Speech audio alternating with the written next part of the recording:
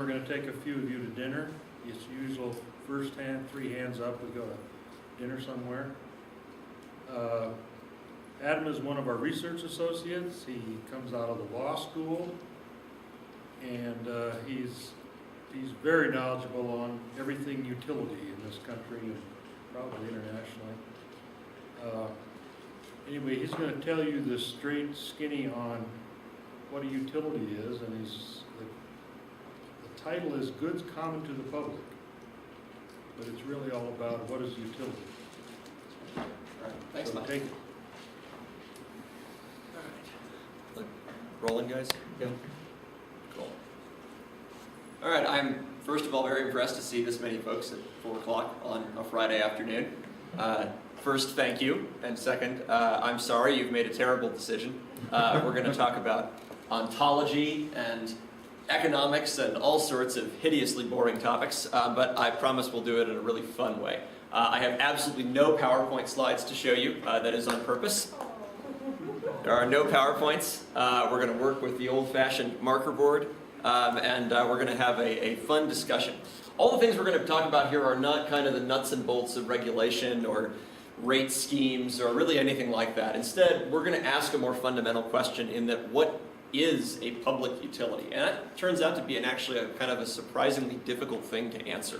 Public utility is something that is defined as one group of goods in one country and defined as another group of goods in another country, and we're looking for that area of convergence wherein we can define just what a public utility is as an ontological matter. And just because we can define what it is as an ontological matter, it doesn't necessarily mean that we can define what it is in any exact sense, right? One thing that is a public utility in, say, Switzerland, like healthcare, is not a public utility in other countries. In Great Britain, healthcare is a public good. In the United States, healthcare is a free enterprise good.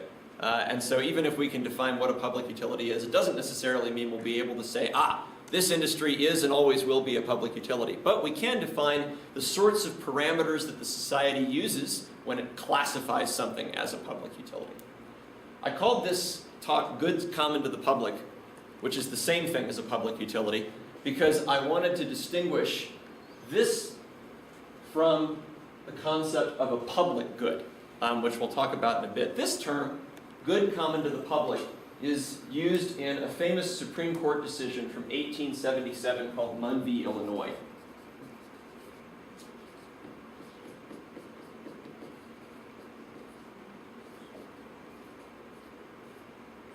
The opinion was by Chief Justice Morrison Waite.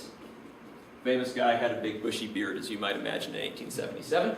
And Mundy, Illinois was about public grain storage silos that the state of Illinois was attempting to regulate in Chicago. So these were public houses where grain traders and farmers could store their grain before sending it off on a barge out through the Great Lakes.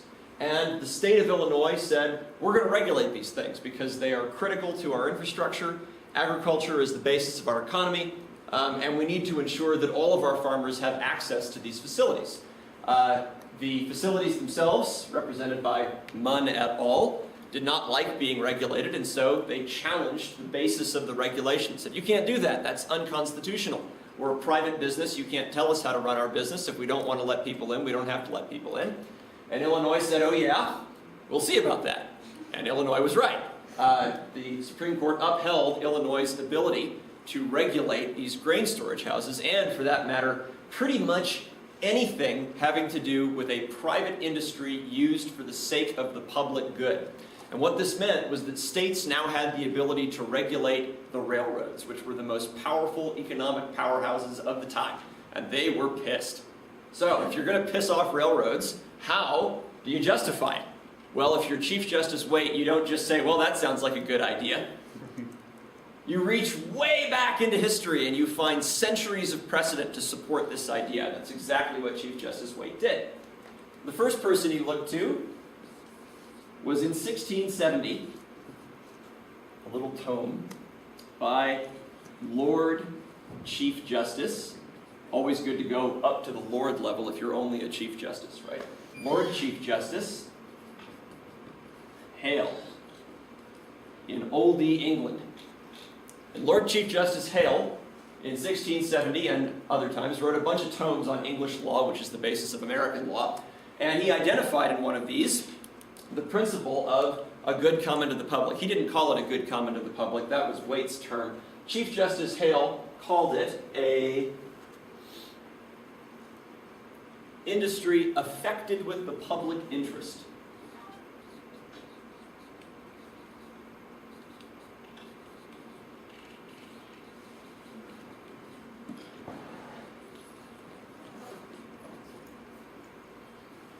And he said, by being affected with the public interest, if you're engaged in one of these industries, you have submitted yourself to the regulation of the public for the common good. He identified a couple of different people or different types of professions that were affected with the public interest and thus admitted of state regulation.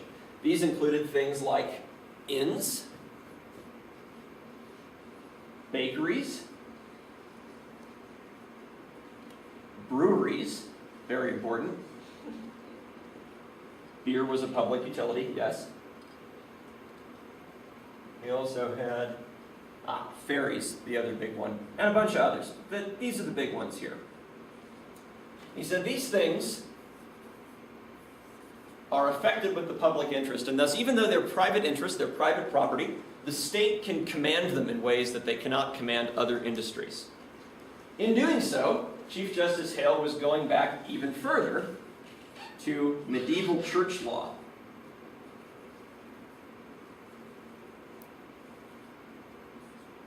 This, of course, was the Dark Ages when the church was the law.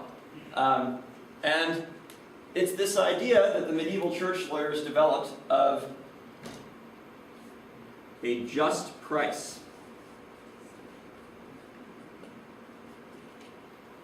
And as far as we know, the just price doctrine of medieval church law was the first time in Western human history anyway, and probably human history, that there was a legal obligation of a monopoly owner to deal fairly with the public. And the monopoly owner at this time, especially in the medieval church law, would have been the state itself, probably the ruler.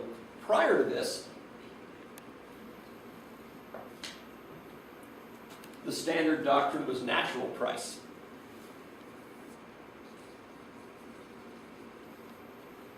Which is whatever the market will bear. This was a creature of Roman law, and they probably stole it from Judaic law.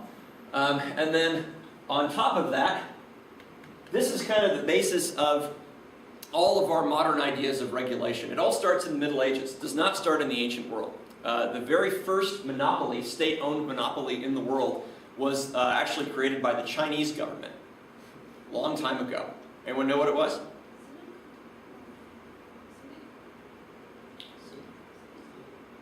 Salt. Salt, yeah, salt. The Chinese had a salt monopoly. And at the time, the Chinese state created these salt monopoly, and they used it as a means of gaining revenue for the state. And nowhere in any of the writings about this salt monopoly was it ever considered a problem that they charged people exorbitant amounts of money, in fact, as much as they could possibly charge for salt, because you needed as much money in the state coffers as you possibly could get. So, originally, state monopolies were set up for the express purpose of fleecing people for as much as could possibly be fleeced to enrich the state. But in the Middle Ages, that all started to change. This just price doctrine came around. It came of age in the Enlightenment, and by 1670, Lord Chief Justice Hale talks about all of these industries being affected with the public interest. And then, 200 years later, we define a class of industrial organization as clothed in the public interest, common to the public, and thus specifically regulated in the public good. Let's talk about what these are. These are basically what we call public utilities today. And just to get a sense of how we can define this category, let's start with a simple exercise of asking, what are public utilities? What are some examples? Shout them out. Water? Water. Big question. As non-native English speaker, what exactly is the term used for public utility? Oh, that's a good question. That's what we're here to figure out.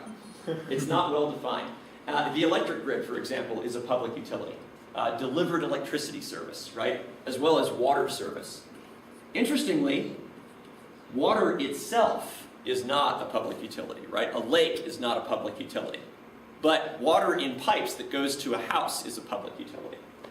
Electricity service. Gas? Cooking? Yes. Gas service. Note all of these are followed by service. This means we're denoting the retail side of it, right? So gas at the wellhead is not a public utility. Wholesale electricity is not a public utility. Only when you sell it to a household or a business on a rate scheme does it become a public utility. Regional Others? transportation. Yes, regional transportation. RTD, public transit. Also freight, railroads are defined as public utilities. This was, of course, the big fallout from Mundy, Illinois was that railroads rates could be regulated by states. Not interstate rates, though. That took the federal government, and they were really pissed about that. Does that include shipping? Good question. So, shipping by what? Let's think about that. Airplane. Like plane or ship? Plane or ship? Okay, so let's think. Is FedEx a public utility? No. But USPS is. But USPS is, right? So it could be a public utility. Shipping, sometimes. General mail service.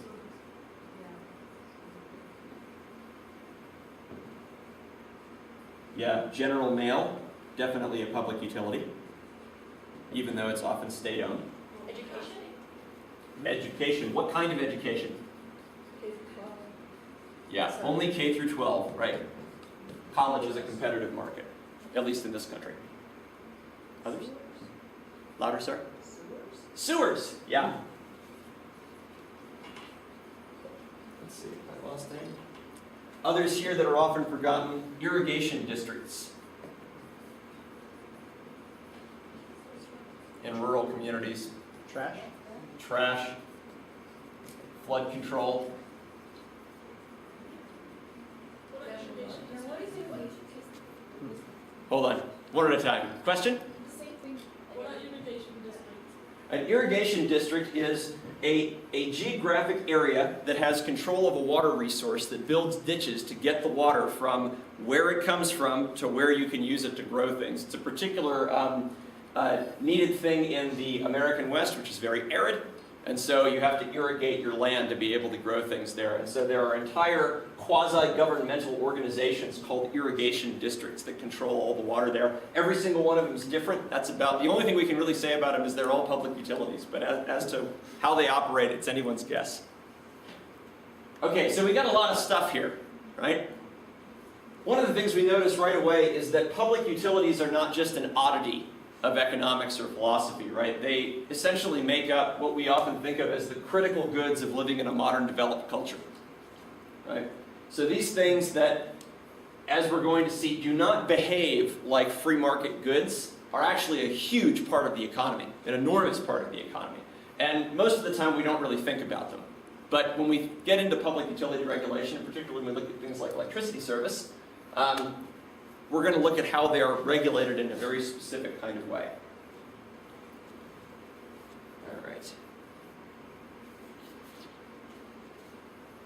So we've looked at a couple of things that are public utilities, but this doesn't help us define what makes them public utilities. So that's our next question.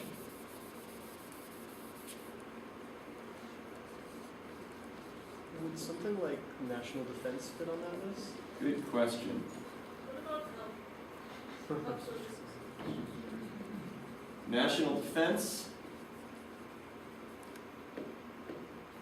healthcare, And why is food not on there when water is on there? food, but not water. Fascinating, right? So what we're going to do is talk about some of these things and try to classify them according to things like this. So things that are not considered public utilities. We've got food and healthcare, which in the United States at least, both of these things are what? Private businesses, right? We call them free enterprise goods. Americans love free enterprise. Free enterprise goods. But at the same time, they both qualify as like for stamps or free if you're too poor, that kind of thing. Yes. One of the things we'll come across in this over and over again is that when we get into specifics, all these things start to break down, right? But we're talking about the idea as a platonic ideal. The word public utility. We're not talking about the specific public utility. Once we do that, every one of these things has free market elements. It also has public good elements. It has all sorts of hybrids. But we're trying to define this term more so than the things that point to it. Where does internet service fall into? Good question. Internet service. Just wait for you guys on that. Just communications. Yeah. So telecommunications is tricky, right? Your regular phone service is a regulated public utility, but in most areas, internet service is not yet a public utility. We say not yet. It might become a public utility. It's hard to say. Radio and TV. So these things here, national defense, radio and TV, let's extend that down here, are obviously not free enterprise goods. We don't pay for them in a sense. These comprise a different set of goods called public goods.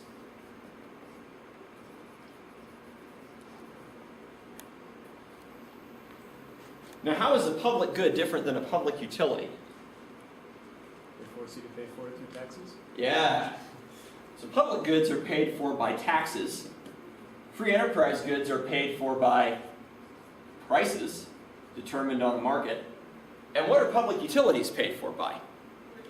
Rates. Yeah. But that control is paid by taxes. We're talking about a flood control district here, so not federal insurance, but a specific flood control district, not unlike an irrigation district. They're often combined on the eastern half of the United States. So what's the difference between a rate and a price?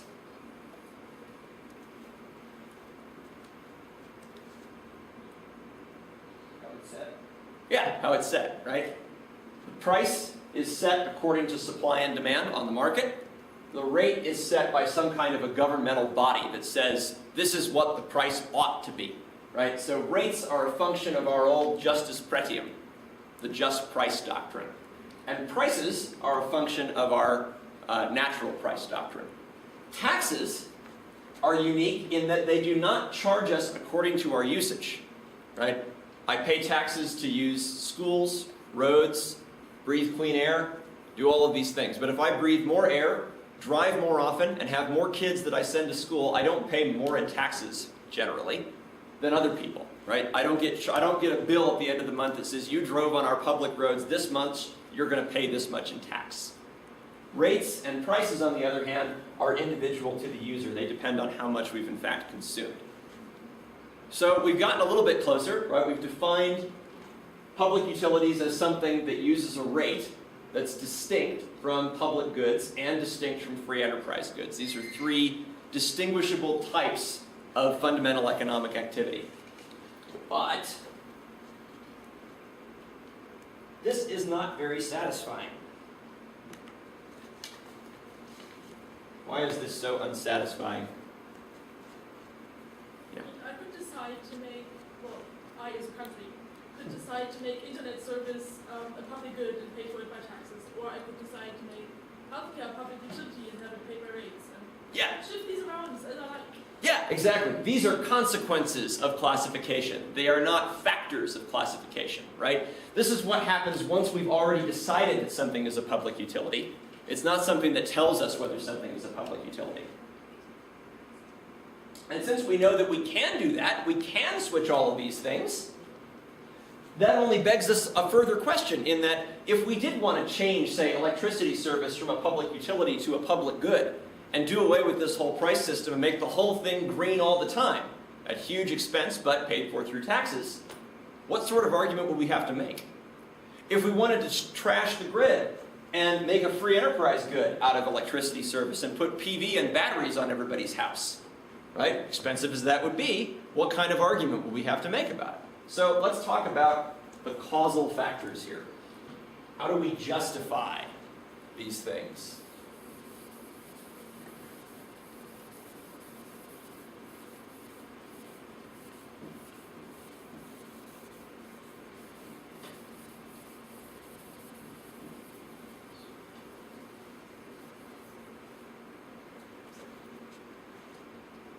this isn't just idle banter, right? Public utility status is a really big deal. If you start an industry and it's defined as a public utility without your consent as the business owner, suddenly you can't charge the price that you were intending on charging. Your customers cannot go to another competing supplier. They have to buy through you or go without. Your investment decisions are subject to regulatory oversight. You have people telling you whether something is prudent and reasonable or not, and you don't just get to decide that.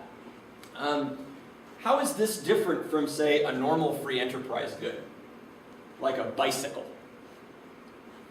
So if I want to make a bicycle company, right, I can put my bicycle out and I can charge whatever I want for it. My customers can buy my bicycle or they can buy somebody else's bicycle and the government doesn't care. I can invest in expensive new components, and if that doesn't work out and my company goes under, it's okay. There are lots of other companies in the market and no one much bothers about it. So a public utility is obviously different than that. We regulate it in a way that says we're going to put our own judgment as a society into how this business is run because it's important for some reason that we haven't yet defined, right? Nothing Chief Justice Waite or Lord Chief Justice Hale or the Chinese or the medieval church lawyers said actually defined how we decide these things are important. They just said, well, they're important, so they're public utilities. But how do we actually define what those things are? Well, to distinguish between a free enterprise good and a public utility is pretty complicated. We're going to save that for the second half. We're going to talk first about what distinguishes a public utility from a public good.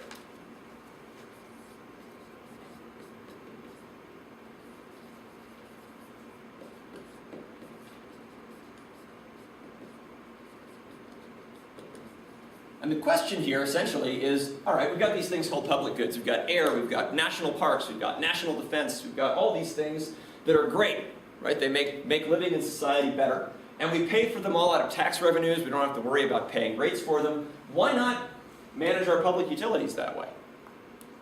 Why not just make electricity service not according to your usage and just tax everybody for it? People would waste it, and I would start paying for the luminous plant electricity use. Yeah, it's unfair, right? And it's unfair because of a distinction between a public good and a public utility when it comes down to their fundamental nature. And these two things are rivalrousness, which is a horrible word. Don't blame me, I'm a lawyer. This came from economists. And excludability. These are two characteristics that largely define private goods, right? So a private good is one that is rivalrous, meaning that it diminishes as it is utilized, right? So this is also called subtractability. So every time I use something, it goes away. I'm using it up. Yeah, you're using it up as you're using it. And then excludability means that I can keep people from using it easily, right? So for a public good, neither of these things is true. A public good, and we're going to make a little matrix here.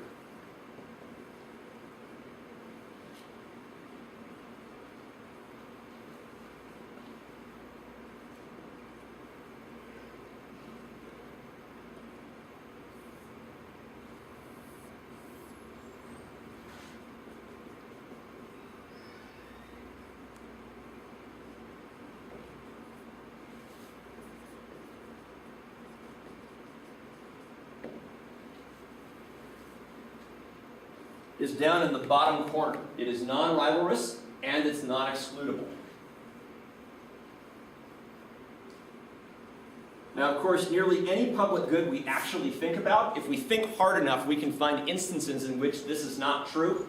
The point here is that the definition of a public good as an abstract matter exhibits these characteristics. It's something that doesn't get used up as you use it, and it's relatively impossible to exclude people from.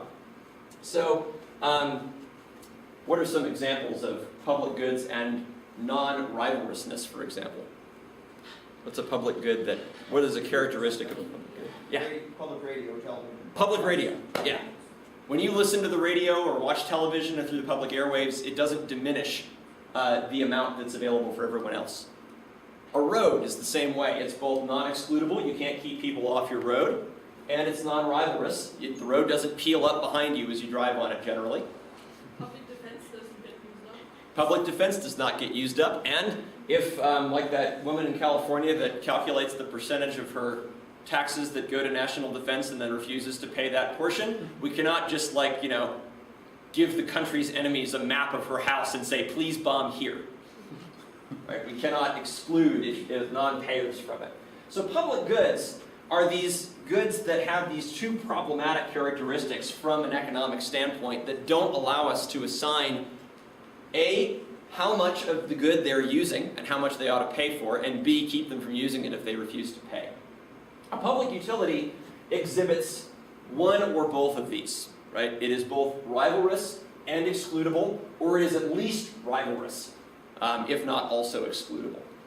If we look here, things that are rivalrous and excludable, we have kind of our typical private goods. Anyone know what non-rivalrous but excludable goods are? Can anyone think of an example of one? It's a fun thing to do on a Friday afternoon, I know. Would like toll highways count then? A toll highway. Yeah. Toll road. Any others? My favorite example here is operating system software. Right, technically, assuming you don't know how to hack software, right? But software. Actually, any electronic media is within that. I mean, ebooks are. Yeah. non-rivalrous. Yep. Music. After the RASEI has gotten through with it. Swimming pools. All of these are called club goods, which is a really silly name. Again, blame the economists. And then, what about these down here? Things that are non-excludable but rivalrous.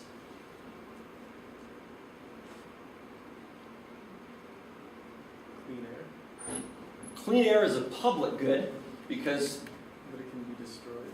No. when you breathe the air, it doesn't leave less for other people effectively. We're getting close though. These are commonly called common pool resources. Like a forest or something. Yeah. Timber, fisheries, water where it is. So these are things that it's not necessarily impossible to exclude people from using them, but it's very, very hard. And they decline as we use them. Right? So a public good is defined within this schema by economists. But we notice something troublesome about this when we're trying to define a public utility in that, where's the public utility here?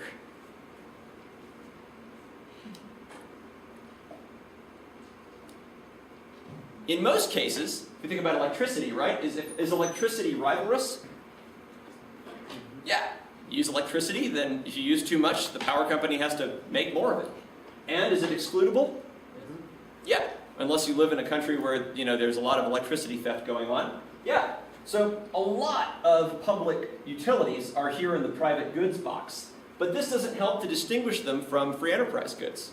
So this model is not fully satisfying. It tells us why public goods are not public utilities and vice versa, but it doesn't tell us why we regulate public utilities as separate from other private goods. And theoretically, you can think of things here, or maybe even things here, that could qualify as public utilities as well, right? So at some point, right, Windows 7 could be determined as a public utility, or public lack of utility, who knows? But if you get something that critical, right, and you have a kind of structure that allows it to take hold in the market, it could introduce some level of price regulation if they decided to abuse it. So now we get to kind of the meat and potatoes argument. And public goods can kind of claim other things too. I mean, you mentioned some countries have government-controlled healthcare. That's basically your taxes. Yeah. So that's not technically in the bottom corner, but it's. Yeah, exactly. So healthcare can go down here as well, and as always, right? These are the general definitions there. You can think of them as arguments by which the society makes the decision and classification. So none of these things are meant to imply that any of these things has immutable characteristics that create these things, right? It goes the other way. The society determines these kinds of things, right? It's not necessarily impossible, for example, to exclude people from getting health care, but it's very difficult, right? If somebody shows up at the emergency room with an arm off, they're going to get treatment in most countries, right? It's possible to just throw them back out on the street. There are probably hospitals in the US that would do it, but it probably doesn't happen in most cases, right? So these are all deeply tied up with societal value judgments. They're murky in a way. So let's talk about the justification for regulation of the public utility when we don't regulate private goods of other types.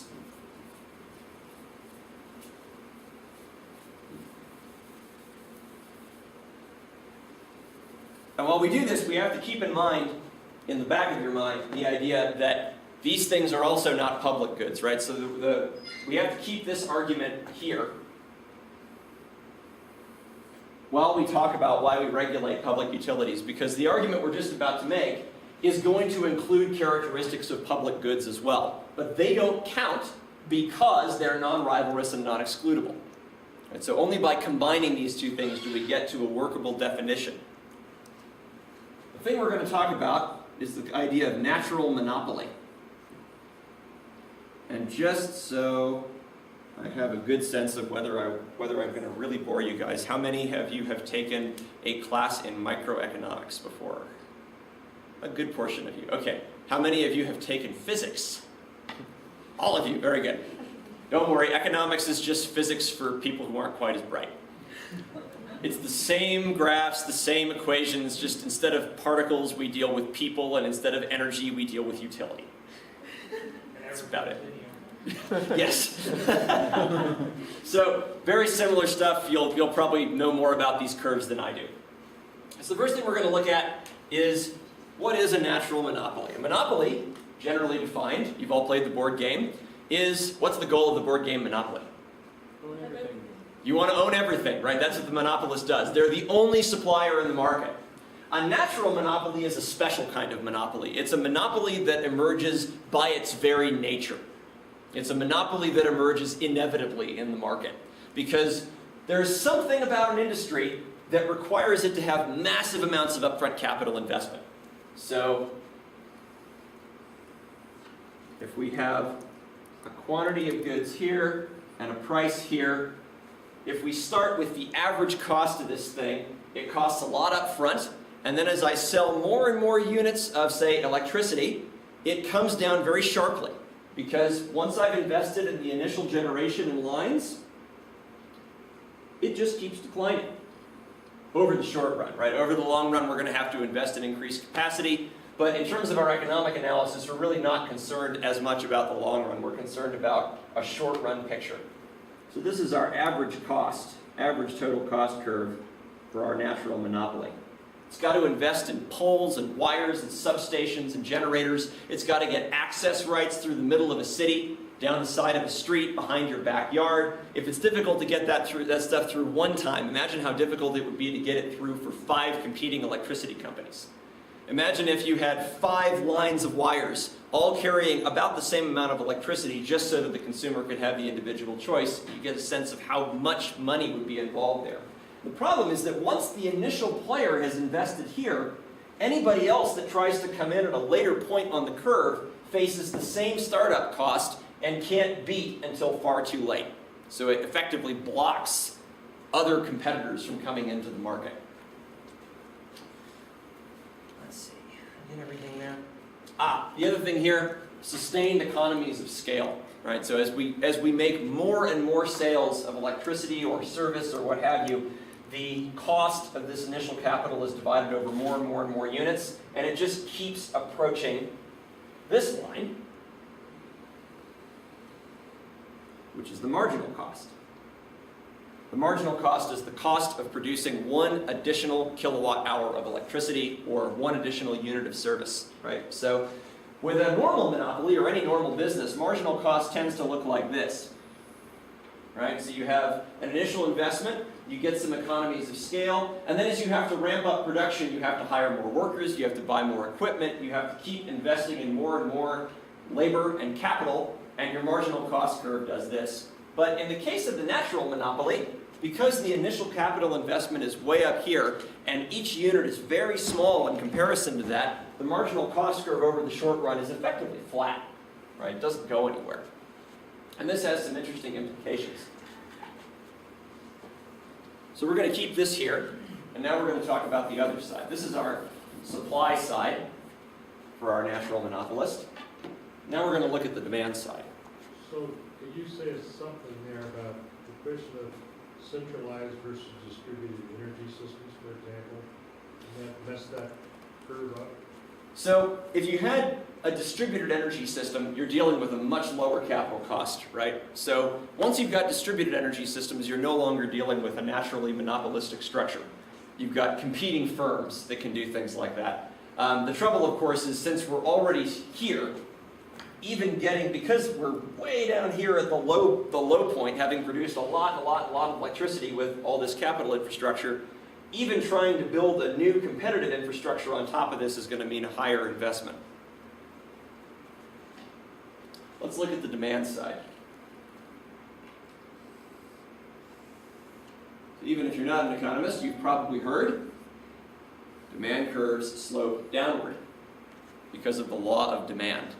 The law of demand simply states that as I lower the price, I will sell more units. Cheap, cheap, cheap, right? It's the basics of the home shopping network.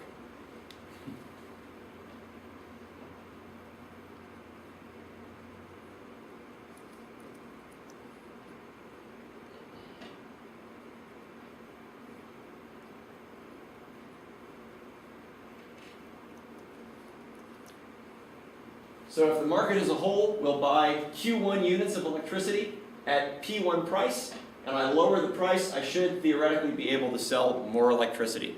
Basic idea. This could be among an individual consumer, like an industrial facility, or it could be a market-wide phenomenon.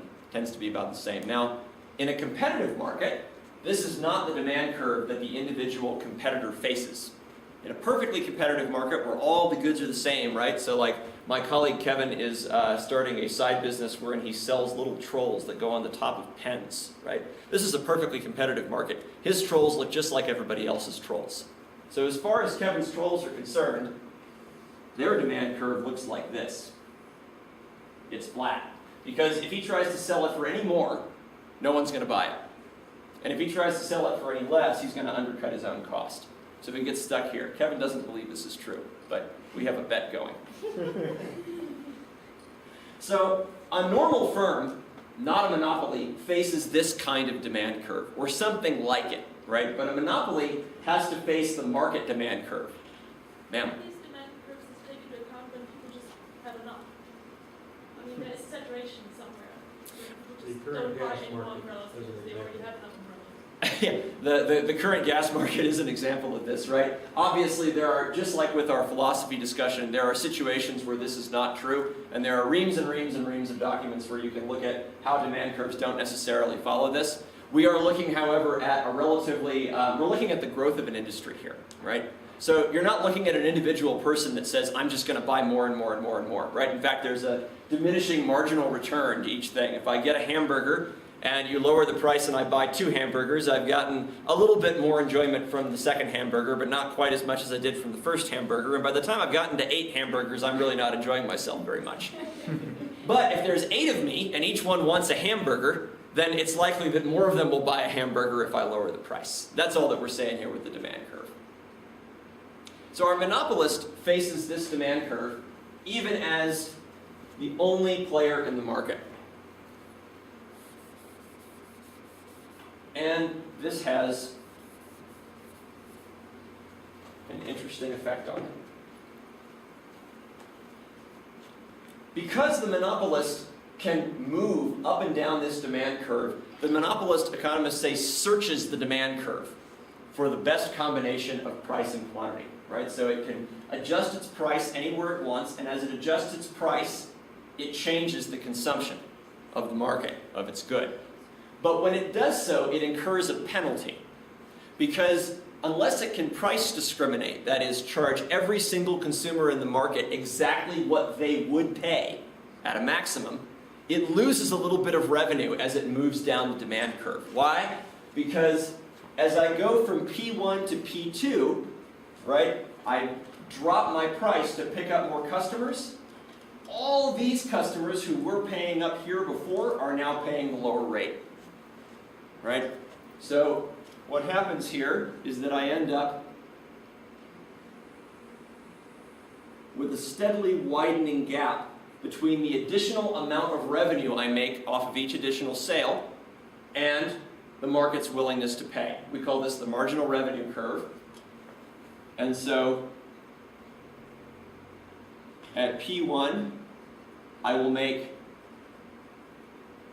a little bit less revenue than the market is paying me because I have to take account for the fact that I've lost the extra money that I was charging my higher income or higher willingness to pay consumers. And we call this the consumer surplus.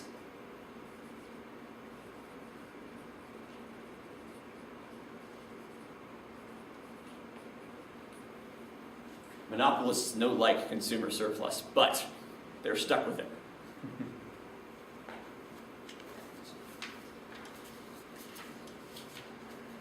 And our final Also, there's a question, yeah. this triangle also. So when we're right here at this amount, our consumer surplus is everything underneath the demand curve but above our price line here. We're going to look at where this crosses the marginal cost curve, and we're going to see some very interesting things about how the monopolist operates, the natural monopolist, that is.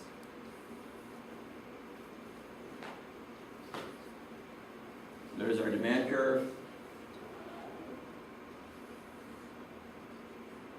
Here's our marginal revenue. Here's our marginal cost.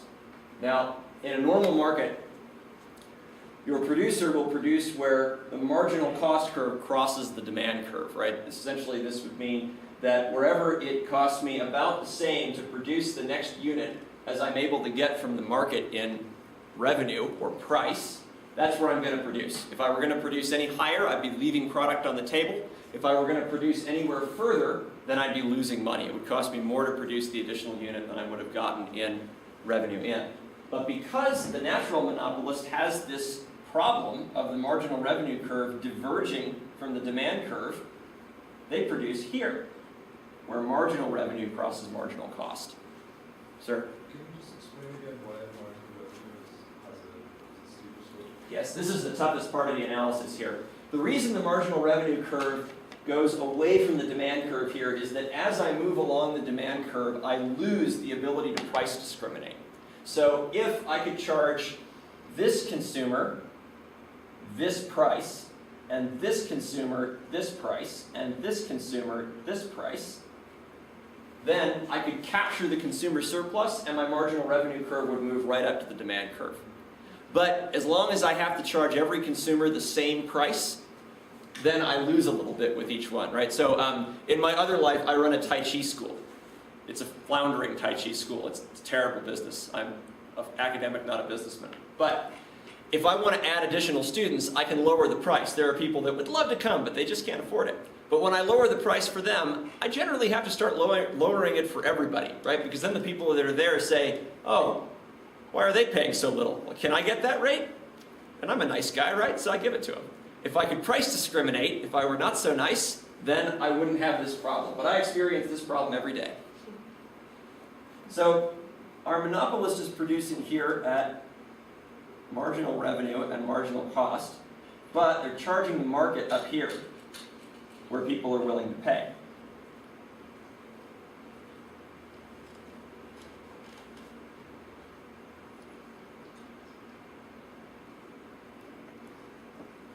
So our consumer surplus is right here. Here's all the money that consumers are saving because I've cut rates to get to this level. And right here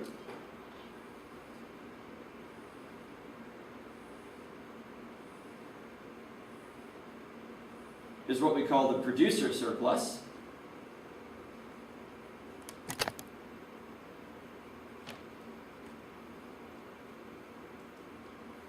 Right, so this is the amount of money that I get as a producer by producing back here instead of up here, right? So because it costs me this much to produce the good, but I'm selling it for this much, I multiply that by my quantity, I'm making this much extra profit. And then right here, let's see, we want that to go this way.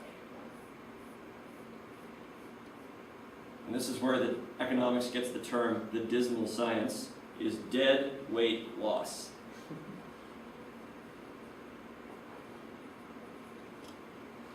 So the problem with this account, from the regulator's standpoint, is that, okay, the consumers are making a little bit of money off of the poor producer's inability to price discriminate. The producer's making a bit of money off the fact that it's charging a higher price than it costs it to produce the good. But nobody's getting this. There's value that's been left on the table, right? And that's socially inoptimal. So what a regulator tries to do in a utility context is move to here. And this is what happens when public utility commissions set rates. This is the function of a rate as opposed to a price. Here's our price, here's our rate. We want the utility to be able to charge this much, the marginal cost of production for each unit, and we want it to be able to sell to everyone that is willing to buy. Otherwise, there's people who aren't getting electricity, right? They'd like to buy it, but they just can't afford it. And it's not because the monopolist is a mean guy, it's because that's what the monopolist does. Yeah? So is this equivalent to saying that setting the rate is just cutting out all the profit of the company, or are you saying something different? Correct, yeah. Not all the profit. So this marginal cost also includes the cost of capital, right? So a utility has to be able to make enough profit to attract capital for capital expansions. So I need to be able to say, build a new nuclear plant in the next 10 years. Well, not anymore. Nobody builds nuclear plants after Fukushima. I need to get money to build a geothermal plant, right? I need to be able to offer my investors enough return on that capital to attract the money. And because utilities are very risk averse, they're very safe industries, it's not very high. 6%, the highest it ever got in the 90s was about 15%, I think, rate of return annually. But normally it's around 6%, 5%, it's probably about 2% now. But yeah, essentially this means that public utilities are very limited in the amount of profit they can make. Isn't this curve true for any industry? Is this, when you're saying this is specifically for monopoly? It's not true according to economists, I'm not an economist, but according to economists this is not true for a competitive market because the demand curve for each individual competitor is flat, like we discussed before, right? Because the individual competitor has to compete. So they don't have this phenomenon going on. All of this, yeah, all this business occurs because marginal revenue falls below the demand curve. If you could find a way for your monopolist to price discriminate, then you'd reduce the need for regulation, such as, oh, I don't know, smart metering. If you could charge everybody a different price for electricity, you could reduce this gap, right? So if you could say, okay, this guy is willing to pay more if I just tell him he's getting more green energy, sucker, right? Then I can reduce this, and I've got less that the regulator has to do in this case. Questions on this? I know this can be really abstract. Sir? So is that the argument for why the U.S. banks are not considered public utilities? Yes, banks are really, we haven't talked about banks. Yeah, good point. Talk more about that. Oh, well, they can price discriminate. Yeah. So they can charge a different rate based on whichever customer they're interested in. Yeah. But at the same time, I mean, if you go back to the original precedent set, that was the range side of it. That operates much in the way the commercial side of it acted before the last state was Mhm. built. So if anything, the state should be able to regulate that based on that type of argument. Yeah, and you're seeing a lot of these arguments come out of the bank regulation sector right now. Paul Krugman's been good on making arguments about this regularly, that banks should essentially be regulated as, I believe he had an article just last month that banks are public utilities. That was the title of the op-ed piece, was that banks are public utilities. Interestingly, does anyone know when the SEC was created, the Securities and Exchange Commission that regulates banks in the United States? What year? Great Depression? It was 1937, 2 years after the Public Utility Holding Companies Act. And the SEC was created specifically to regulate the investments of companies that owned public utilities, because it was largely public utility investments that played a big part in the Great Depression and the crash. So there's a huge connection between not just banks as public utilities, but public utilities like water, electricity, railroads, and the banking sector, very closely intertwined. Does anyone know what happened in 2005 to the Public Utility Holding Companies Act? It was repealed in toto. One line in the Energy Policy Act of 2005 repealed all of the Public Utility Holding Companies Act, every bit of it. The Public Utility Holding Companies Act prevented holding companies from owning both public utility companies, whose profits are limited by regulation, and fully private, profitable enterprises. The reason it did that was because in the 1920s, the public utility holding companies, which existed across state lines and thus outside state regulatory jurisdiction, were using their utility structures to pull in revenue from utility customers. They would then reinvest those revenues, which had been jacked up by fuzzy accounting, into very risky things like oil and gas development.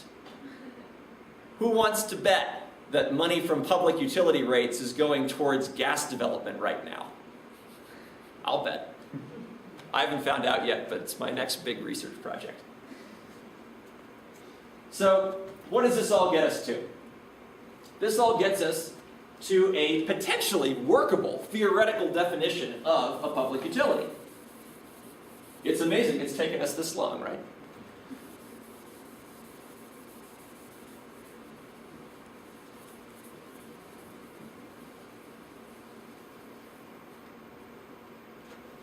It's an enterprise that can be described as naturally monopolistic,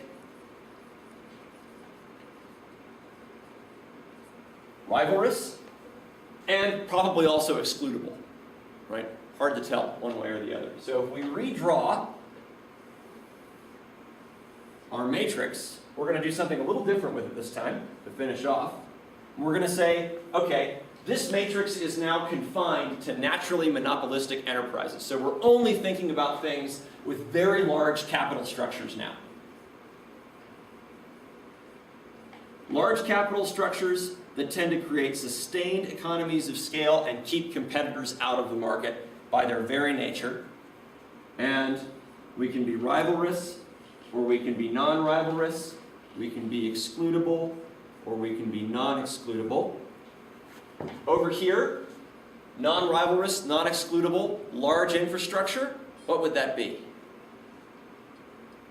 National defense.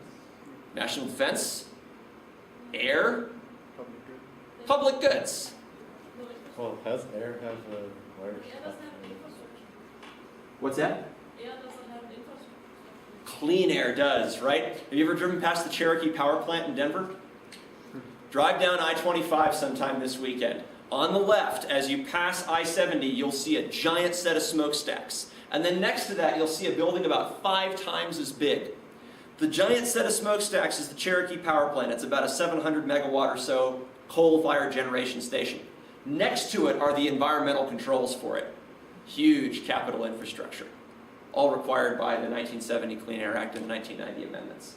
So nothing really changes for public goods, right? Most public goods already have large infrastructures and exhibit natural monopolies. We just can't control rates because there's no way to charge rates. They're non-rivalrous and non-excludable. Our private goods, when they become natural monopolies, what are they now? Public utilities. Public utilities. Here's our classic public utility. Right? It's a private good that is also a natural monopoly. Can we think of any common pool resources that are also natural monopolies? Things that are rivalrous, they go away as you use them, but they're hard to exclude, and they have really big infrastructures about them.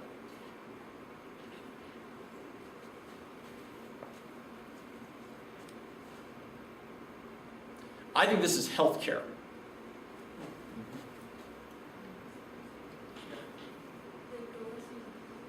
Which is interesting, right? Because we have, it's hard to say it, right? But we have something of an interesting thing here, right? We've got classic public utilities up here that are public utilities pretty much everywhere. And then we've got things like healthcare down here by itself, where in some countries healthcare is a public utility, in others it's a public good. It's kind of a twilight zone, right? Where we're not really certain what it is, but it gives us more leeway with the decision. And then what about up here? Any big capital intensive? Well, if I just look at the electricity grid, it can't be used up, and I can exclude it. If I just look at the grid, I can't use up the wires. Interesting. Yeah, provided no congestion, you could make an argument for that as well. So we could say something like transport utilities. Yeah. So water pipes. Railroads?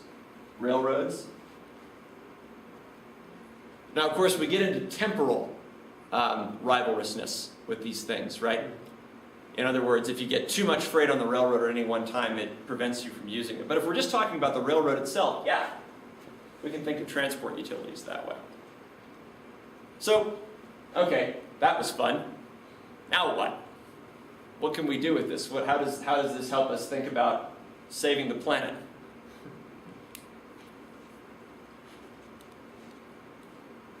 Well, I guess one of the problems is that the public utility, for example, the power suppliers, the electricity suppliers, have an interest in selling more, which is not helpful when we try to be more efficient and sell less. Exactly, right? The economies of scale that are inherent in a natural monopoly mean they want to sell a lot of power. And so you've got to find a way to counteract that as a regulator if you're going to have an environmental impact. What's the other big issue? We regulate public utilities, but we regulate them with respect to what parameter? Cost. Not anything else, right? Regulatory commissions for 100 years have been focused on regulating the price, the rate. Now we're asking them to regulate all this other stuff. And they don't really have the mechanisms or expertise to do it. One of the reasons we're in the mess we're in, we don't have the institutional infrastructures to make the kinds of regulatory decisions that we need to make. So, I guess my hope with this is that it gives you a slightly better sense, perhaps, of how all these things are regulated and why they're regulated. And it helps you think up, how can we muck with this more? Is it out of date? Do we need to change it? Does there need to be a cube to this that has environmental considerations on it? I mean, it almost seems like we want to switch to pre-regulation, where the regulations involve like prevention of needing healthcare, using less water, using electricity, like not having to care about what's used, but stopping it from getting used in the first place. Mm-hmm. Mm-hmm. I was thinking about this earlier today, so healthcare, right? In many countries, like France and Great Britain, a public good. Right? You don't pay for it. But it is rivalrous, right? But if you do preventative healthcare, it's a lot less rivalrous, isn't it? Right? It gets a lot cheaper. You use up those healthcare dollars a lot less when you're doing preventative care. So there's ways that I think doing things that are earlier in time regulatorily, it can have an effect on this distinction. Others? We're past time. I know I'm the last thing standing between you and your weekend. So I'll stick around. If any of you want to continue this discussion, I'll be around for a bit. Otherwise, have a great weekend. Thanks very much for your attention. And we are taking 3 people to dinner, right? Yes. Who wants to go to dinner and? I promise I will draw